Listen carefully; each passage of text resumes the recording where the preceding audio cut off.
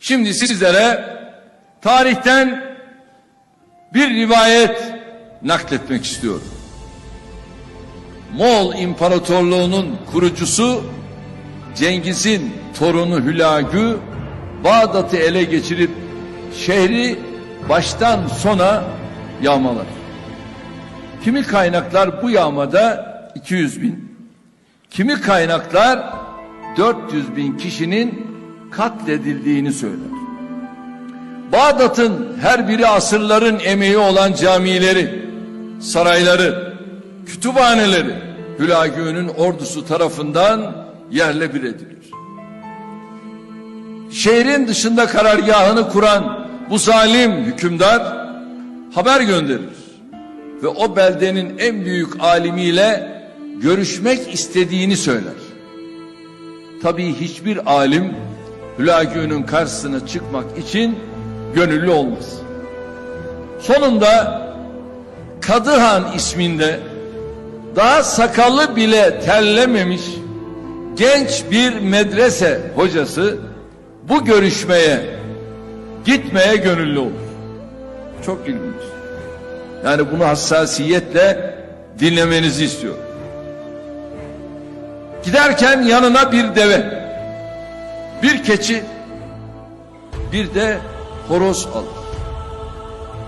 Hülagü'nün karargahına varır. Genci tepeden tırnağa süzen Hülagü, genç alime karşıma çıkarmak için bula bula seni mi buldular diye sorar. Kadıhan, görüşmek için iri birini istiyorsan dışarıda bir deve var. Sakallı birini istiyorsan dışarıda bir keçi var. Sesi gür birini istiyorsan da dışarıda bir horoz var, istediğini çağırtabilirsin diyor.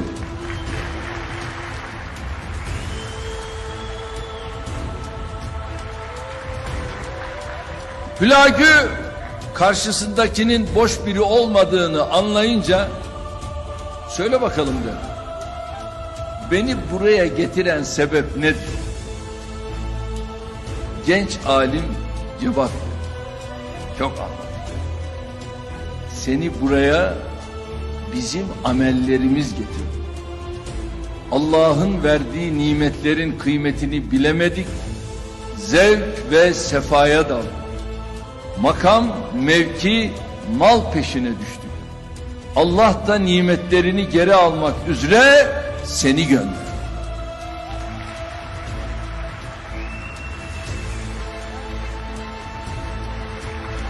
Bunun üzerine Hülagü, peki beni buradan kim gönderebilir diyerek ikinci sorusunu sorar.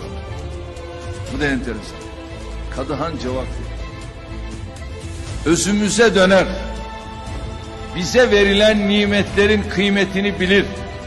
Birbirimizle uğraşmaktan vazgeçersek işte o zaman sen buralarda duramazsın.